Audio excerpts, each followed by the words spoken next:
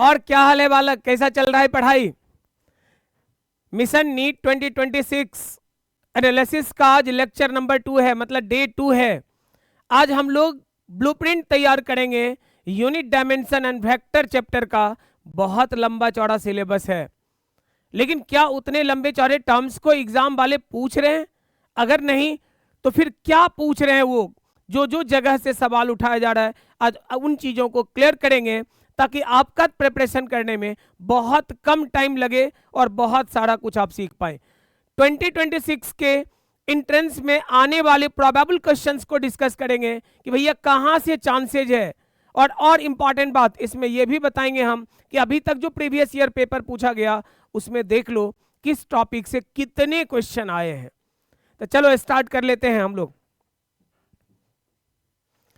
सबसे पहले भैया सिलेबस आपका, जो नीट का आपका सिलेबस है लंबा चौड़ा, unit of measurement, system of unit, SI unit, fundamental and derived unit, properties हैं, लिस्ट, काउंट, सिग्निफिकेंट फिगर। जो ऑर्डर है उसी ऑर्डर में मैंने लिख दिया।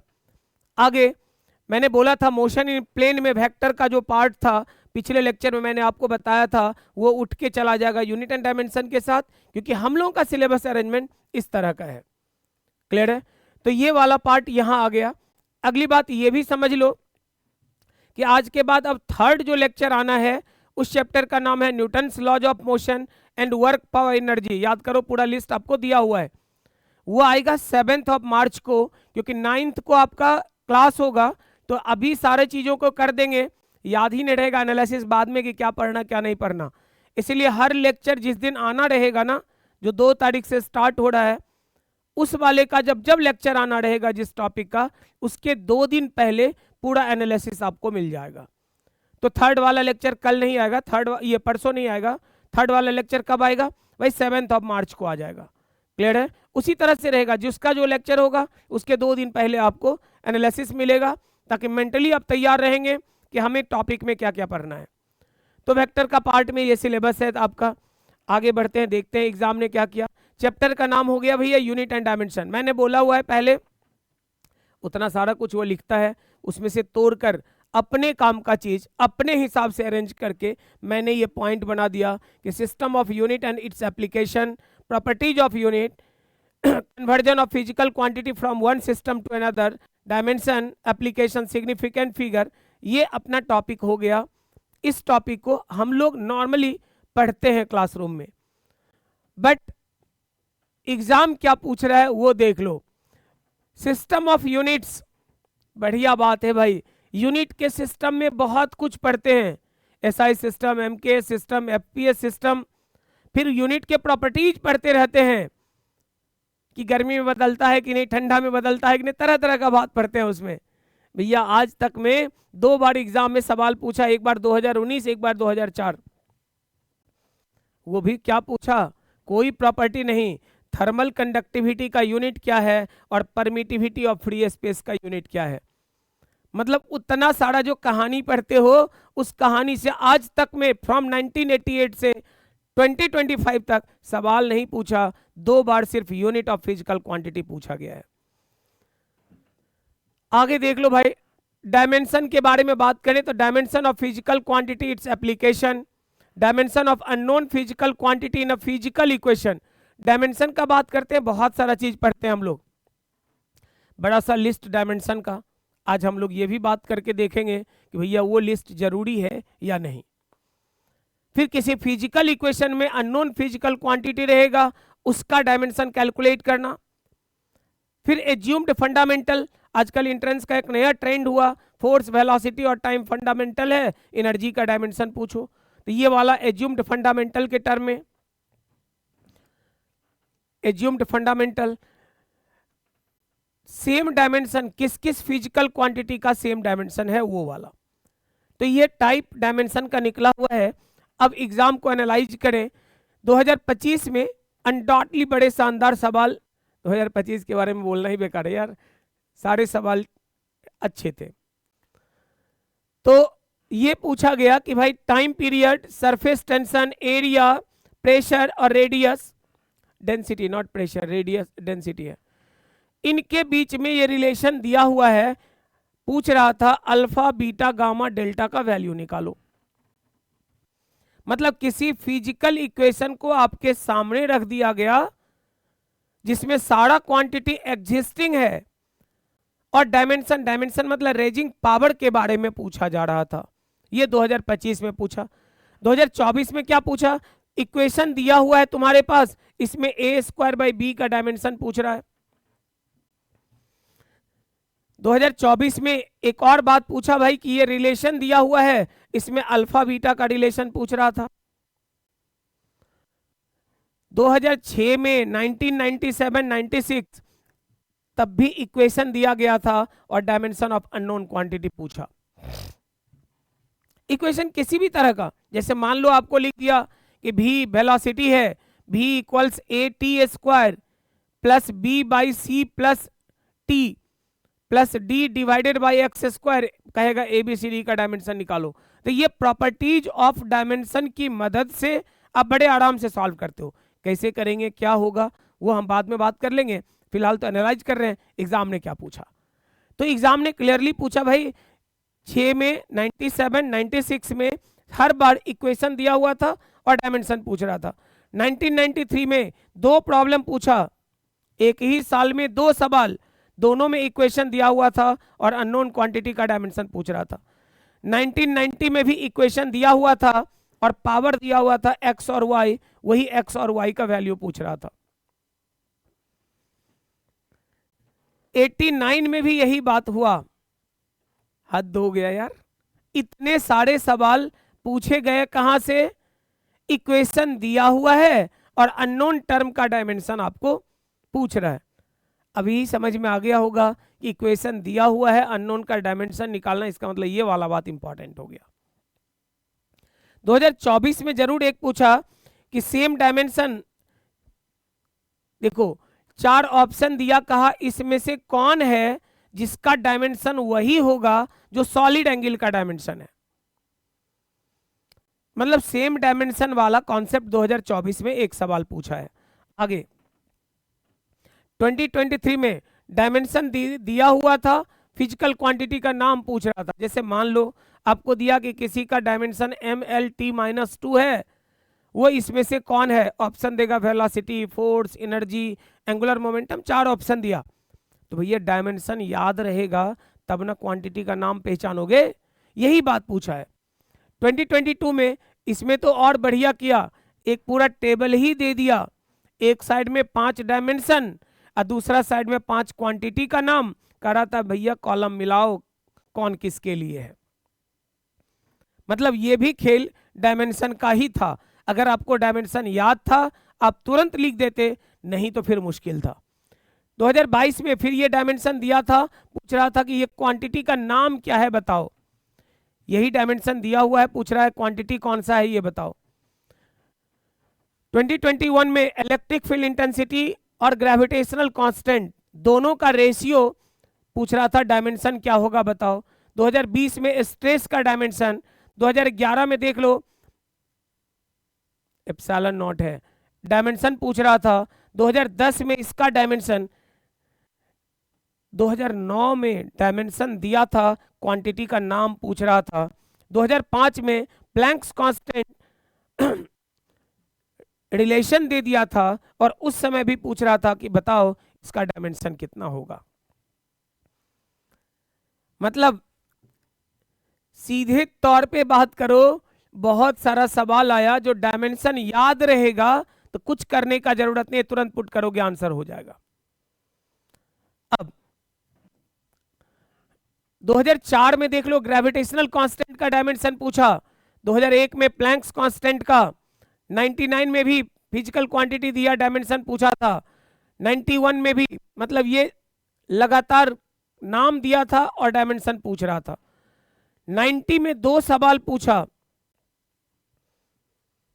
प्रेशर के लिए दिया हुआ था, पूछ रहा था डायमेंशन, एंगुलर मोमेंटम मान लो दिया उसका डायमेंशन, तो 2 सवाल पूछा जिसका नाम दिया और डायमेंशन पूछा। 89 में 2 सवाल, डायमेंशन पूछा, 88 में भी यही हाल था।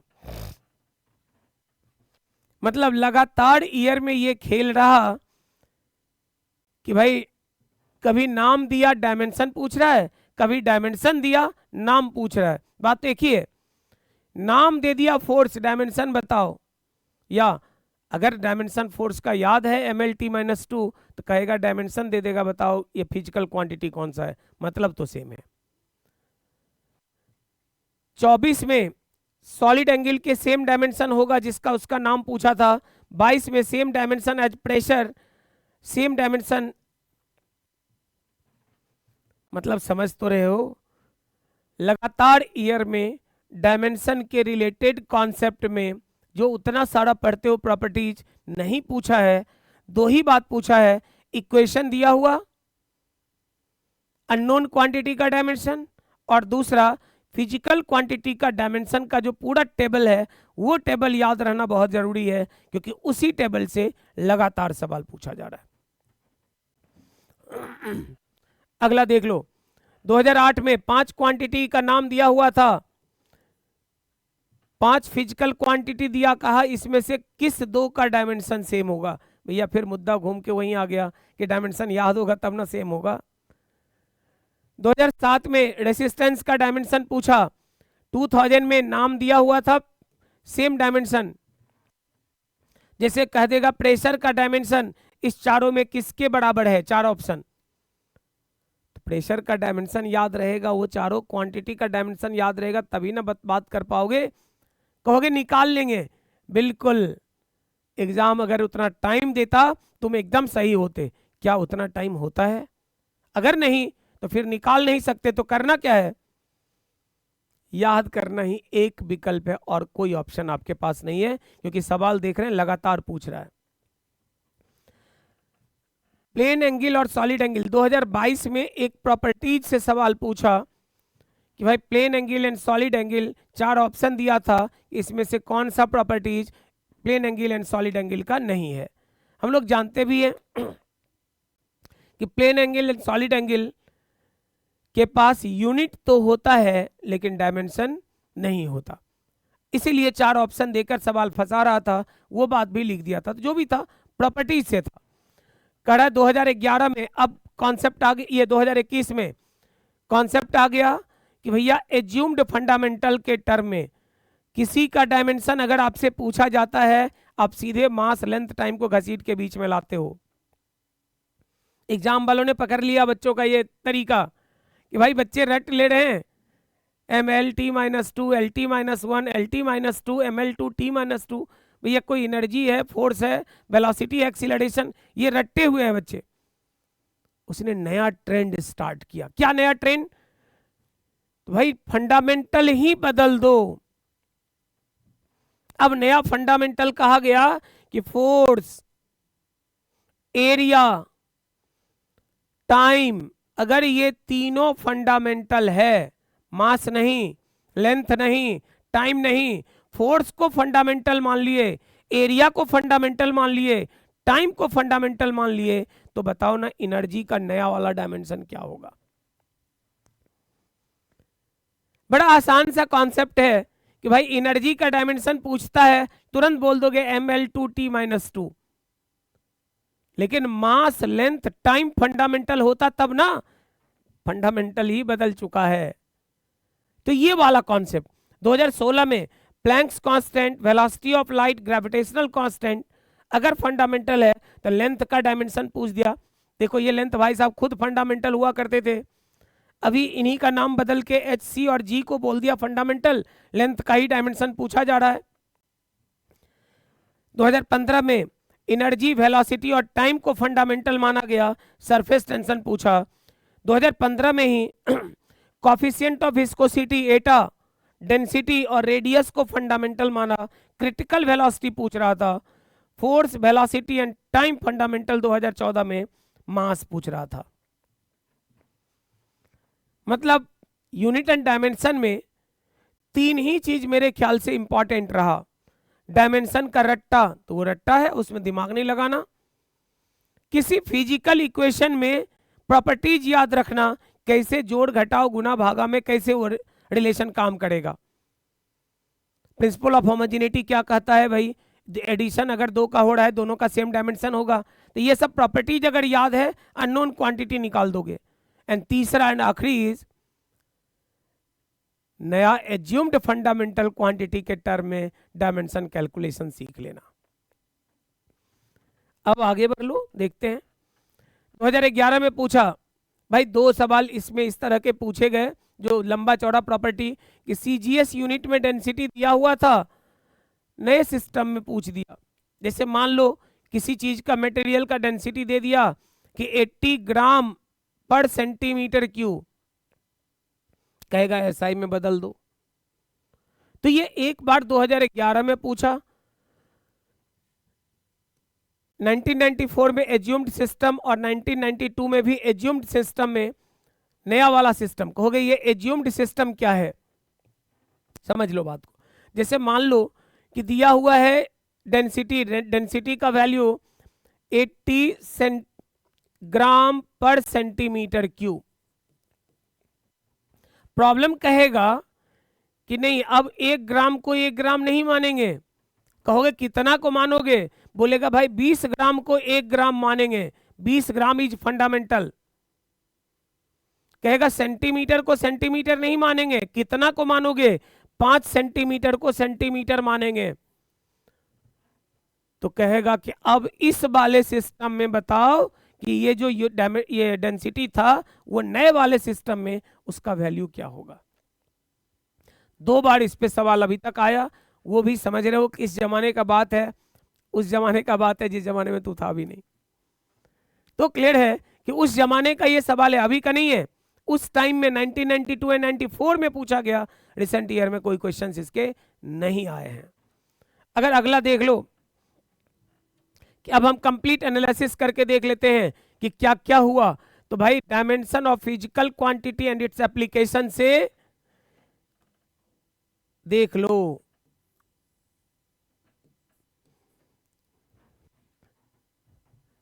इक्कीस सवाल अभी तक पूछा गया है डायमेंशन ऑफ फिजिकल क्वांटिटी और उसका एप्लीकेशन। तो उसके एप्लीकेशन और फिजिकल क्वांटिटी के डायमेंशन से 1 2 नहीं 21 क्वेश्चंस पूछे गए हैं अभी तक में। इक्वेशन दिया रहेगा और इक्वेशन में अननोन का 8 क्वेश्चन पूछा गया, एज्यूम्ड फंडामेंटल वाले से 5 क्वेश्चन, सेम डायमेंशन वाले से 5 क्वेश्चन। इसका मतलब आप बात करो तो सेम डायमेंशन भी डायमेंशन याद रहेगा तभी होगा। सिर्फ डायमेंशन से 21 + 5 26 क्वेश्चन पूछे गए। इसका मतलब वो अगर 120 डायमेंशन याद कर लोगे, खुद ही देख लो ना, बहुत चांसेज हैं कि आपके सवाल लड़ जाएंगे आपसे, बहुत आराम से लड़ेगा यार। क्योंकि 26 क्वेश्चन, मैं नहीं बोल रहा हूं, डेटा बता रहा है अब कि 26 क्वेश्चन वही पूछे गए हैं जिसमें रट्टा है, कोई दिमाग लगाना नहीं है। इक्वेशन से 8 क्वेश्चन और एज्यूम्ड फंडामेंटल जो नया वाला ट्रेंड है 2014-13 के बाद स्टार्ट किया है, उससे 5 क्वेश्चन पूछे गए हैं। क्लियर है ये? अगला देख लो, significant figure and rounding off. हम लोग सिग्निफिकेंट फिगर राउंडिंग ऑफ खूब पढ़ते हैं कि किसको गिनेंगे किसको नहीं गिनेंगे, क्या करेंगे नहीं करेंगे। बट भाई साहब सवाल देख लीजिए, 2 बार अभी तक आया, 2022 में एंड 2020 में। कभी नहीं आया 2 बार। क्या कहा था इस बार? तो जैसे मान लो लंबाई और चौड़ाई दिया हुआ है, लेंथ और विड्थ डेसिमल में दिया हुआ रहेगा 5.236, मान लो लेंथ दिया, विड्थ का वैल्यू 4.312 या 31 के बराबर, कहेगा एरिया कितना, प्रॉपर्टीज ऑफ सिग्निफिकेंट फिगर उस समय रोल प्ले करने लगेगा कि राउंड ऑफ कहां तक करें। तो ये वाला सवाल 2 बार आया है, बट अभी आया है इसलिए मानेंगे कि इंपॉर्टेंट तो है ही। आगे बढ़ लो, एरर एंड मेजरमेंट। भाई साहब देख लो, यूनिट एंड डायमेंशन का बहुत स्ट्रॉन्ग पार्ट रिसेंट ईयर में उभर के आया है, नाम है एरर एंड मेजरमेंट। पहले भी पूछा जा रहा था, कहोगे तो रिसेंट ईयर क्यों बोल रहे हैं? क्योंकि पिछले 10-12 साल को अगर देखोगे तो एक नए चीज पे सवाल पूछना शुरू किया, and that is instrumental error. पहले एरर पूछता था इक्वेशन से, इंस्ट्रूमेंट वाला नहीं, लेकिन अब वर्नियर कैलिपर और माइक्रोमीटर स्क्रू गेज के सवाल आने लगे, इसीलिए टॉपिक बहुत महत्वपूर्ण है। यहां अपने लिए 3-4 चीज है। इक्वेशन दिया हुआ है, परसेंटेज कैलकुलेट करना। भाई रिलेशन भी तुम्ही को निकालना है, गलती भी तुम्ही को निकालना है। कहोगे कैसे? तो प्रॉब्लम कह देगा कि करंट पास कर रहा है किसी वायर से, आई का वैल्यू 2 ± 0.03। कब? तो जब पोटेंशियल डिफरेंस है 10 ± 0.02। कहेगा रेसिस्टेंस बताओ ना। अब ये रेसिस्टेंस कैलकुलेशन के लिए पहले भी एंड आई की मदद से आर का रिलेशन मिलेगा, तब ना पुटिंग गेटिंग करोगे। तो रिलेशन भी खुद ही निकालना है, एरर भी खुद ही कैलकुलेट करना है।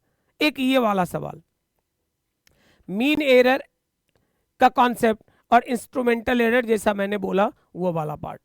अब एनालाइज कर लो पेपर की क्या कब पूछा है। 2025 में भाई साहब, 2025 में ये वाला सवाल आया। ये दिया हुआ था रिलेशन, जिसमें मान लो ए का कह देगा 1%, बी 2%, सी 3%, डी 4%। कहेगा परसेंटेज एरर इन पी बताओ। 2013 का एकदम कॉपी हुआ ये सवाल, देख लो। सिर्फ इतना ही बदलाव हुआ, सब कुछ सिमिलर है। सी वही है, डी के रूट में यहां रूट डाल दिया, यहां रूट हटा दिया, और कोई बदलाव नहीं हुआ है। 13 में भी पूछा, इक्वेशन दिया, एरर पूछ रहा था, और 25 में भी सेम इक्वेशन दिया, एरर पूछ रहा था, थोड़ा मॉडिफिकेशन हुआ। 2019 में भी वही सवाल था, देख लो। फॉर्मेट भले ही थोड़े चेंज हुए वाई के टर्म में, लेकिन ए बी सी डी दिया हुआ था, वाई पूछ रहा था। 2008 में स्फेयर का रेडियस परसेंटेज एरर दिया हुआ था और वॉल्यूम का पूछ रहा था। अगर मान लो स्फेयर का रेडियस दिया हुआ है और वॉल्यूम निकालना है, तो रेडियस और वॉल्यूम में पहले रिलेशन निकालना पड़ेगा। अगर आप जानते हैं कि वॉल्यूम 4/3 πr², बड़े आराम से कैलकुलेशन फिर कर लोगे इक्वेशन वाला रूल बना के। 2024 में जो मैं अभी बोल रहा था कि करंट और वोल्टेज दिया हुआ है, देख लो, और रेसिस्टेंस पूछ रहा है, मतलब रिलेशन तुम ही निकालो और गलती भी तुम ही निकालो, यही काम तुम्हारा दिया गया। 2023 में भी यही फंडा था। मास दिया हुआ था, रेडियस दिया हुआ था, और लेंथ दिया हुआ था सिलेंडर का। मास, रेडियस और लेंथ ऑफ सिलेंडर दिया हुआ था, डेंसिटी पूछ रहा था। अगर आप जानते हैं कि डेंसिटी क्या, मास बाय वॉल्यूम, सिलेंडर का वॉल्यूम कितना, πr²L, बड़े आराम से सॉल्व हो जाएगा। तो मतलब ये सवाल वो थे जिसमें इक्वेशन भी तुम्हें निकालना है, आंसर भी तुम्हें ही निकालना है। इस सब में तो फायदा था, इक्वेशन वो दिया और तुम्हें आंसर निकालना है। इसमें बेटा दोनों काम करना है। अगला देखो 2022 में फिर वही फंडा, इक्वेशन दिया हुआ है, लेंथ और टाइम का वैल्यू दे रखा था सवाल ने, और कह रहा था percentage error in acceleration due to gravity कितना होगा कैलकुलेट करो। 1996 में क्यूब के लिए मास और लेंथ में परसेंटेज गलती दिया था, फिर से वही फंडा, क्यूब बोलकर क्लियर कर दिया, volume is LQ, density is mass by volume, मतलब बड़े आराम से निकल जाएगा। मास और स्पीड का परसेंटेज दिया, कैनेटिक एनर्जी पूछ रहा है। बात समझ लो, फिजिक्स के फॉर्मूला भी वो तुमसे ही पूछ रहा है कि बेटा फॉर्मूला याद है तो सॉल्व होगा, अगर याद नहीं है रिलेशन नहीं होगा सॉल्व। मास है, वेलोसिटी है, सब तेरे सामने है, लेकिन कैनेटिक एनर्जी पूछ रहा है। कैनेटिक एनर्जी का पहले मास वेलोसिटी से रिलेशन पता होगा तब ना। ये रिलेशन कौन निकालेगा? तुम निकालोगे, और आंसर भी तब तुम्हारे लिए आएगा। अगला D1 D2, ये मीन वाला, कि मान लो मल्टीपल रीडिंग हम लेते हैं, किसी रड का लेंथ ही नाप रहे हैं, एक बार नहीं, दो बार नहीं, 10 बार नाप लिए, 10 रीडिंग दिया हुआ है, कहेगा भाई एरर बताओ। एब्सोल्यूट किसको कहेंगे? तो एवरेज निकाल लेंगे। तो वो वाला कॉन्सेप्ट यहाँ से 2 बार पूछा, 2023 में और 2020 में। जब हम सिलेबस पढ़ेंगे एट दैट टाइम कॉन्सेप्ट पे डिस्कशन करेंगे। 1991 में वेट और वॉल्यूम दिया हुआ है, मैक्सिमम एरर का वैल्यू पूछ रहा था। तो क्लियर है कि दो तरह का कॉन्सेप्ट लगातार सामने आया। क्या था? तो पहला तो था डायमेंशनल फार्मूला बेस्ड था सब कुछ। जब एरर में आए तो क्या, तो इक्वेशन दिया हुआ है, डोमिनेट करके वो पूछ रहा है।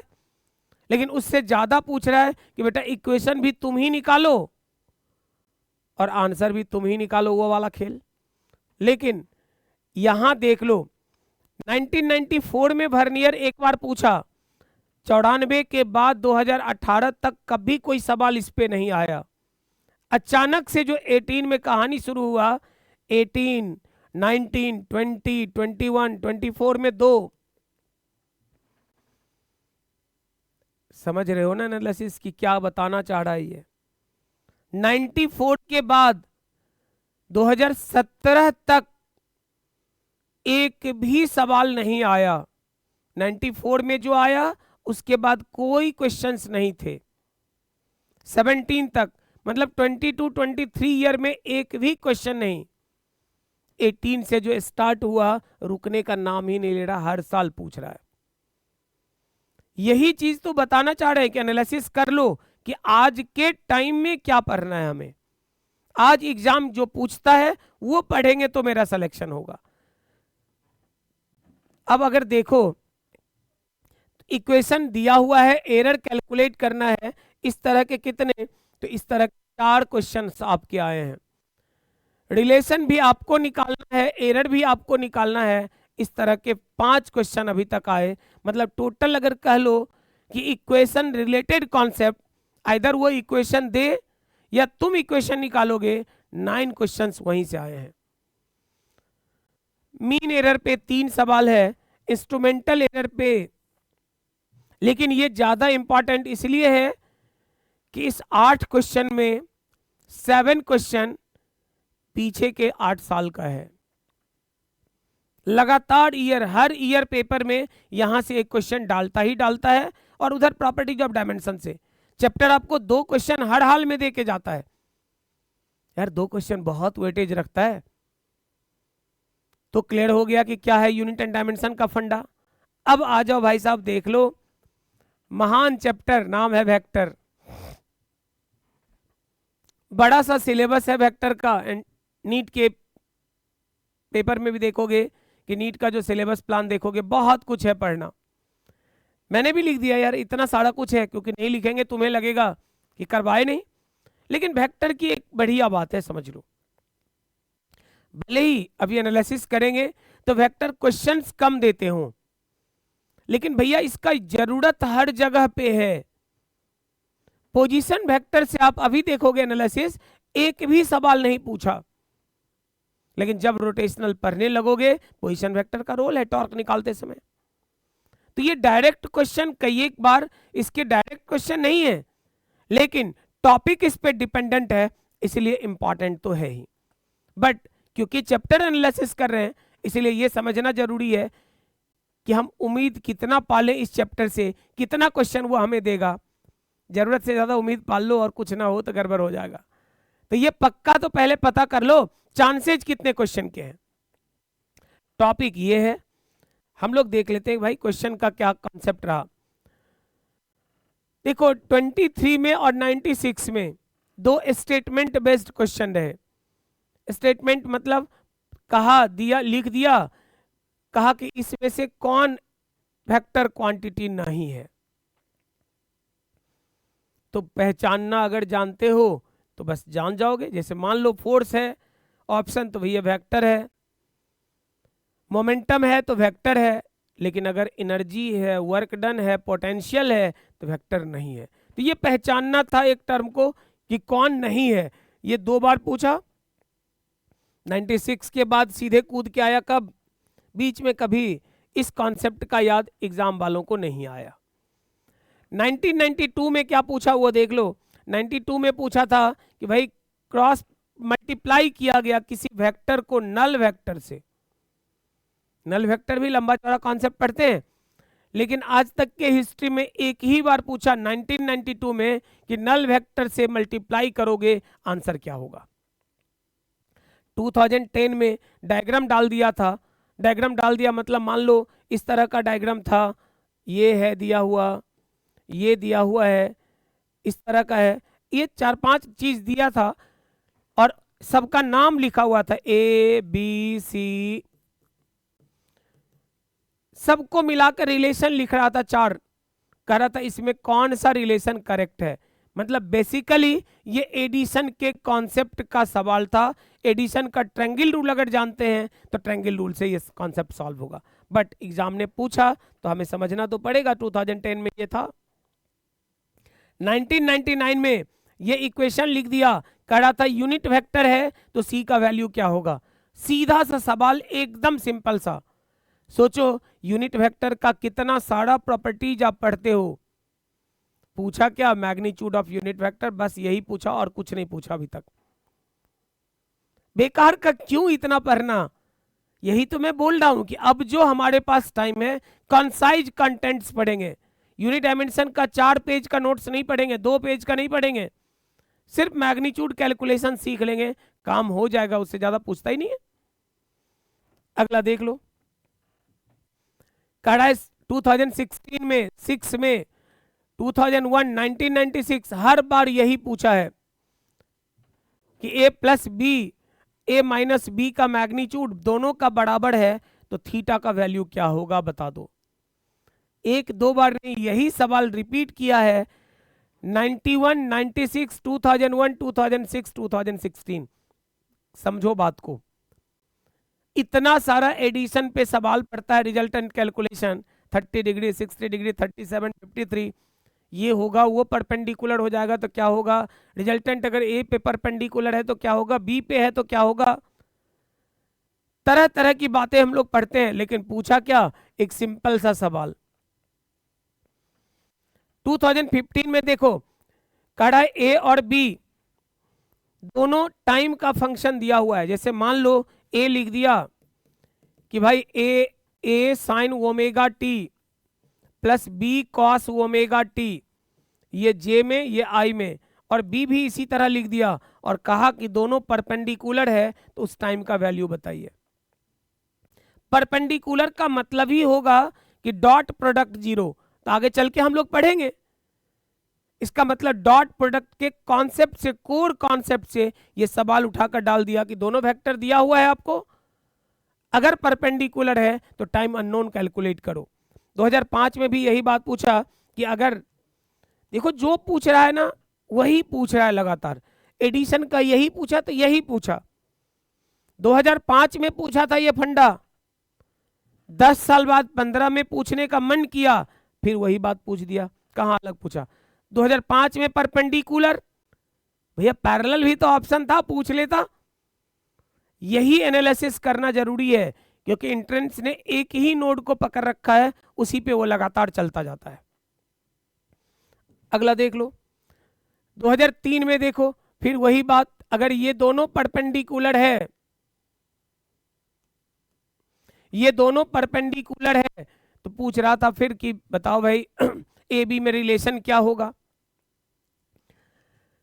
2001 और 97 में वेक्टर ए वेक्टर बी दिया हुआ था, दोनों के बीच का एंगल, अगर ए बी रिलेशन फॉलो करता है, ए का मैग्नीट्यूड, बी का मैग्नीट्यूड, रिजल्टेंट का वैल्यू, तीनों चीज दिया हुआ है, ए दिया हुआ है, बी दिया हुआ है, आर दिया हुआ है, आपसे थीटा पूछ रहा है। 98 में भी यही बात है कि तीन वेक्टर ने ये रिलेशन माना, ए दिया हुआ था, बी दिया हुआ था, सी दिया हुआ था। इसका मतलब 98, 97, 2001 तीनों ईयर। अब सोचो इतना सारा कुछ वेक्टर में पढ़ते हो, पूछा कहां, क्रॉस प्रोडक्ट अभी तक एक भी सवाल नहीं।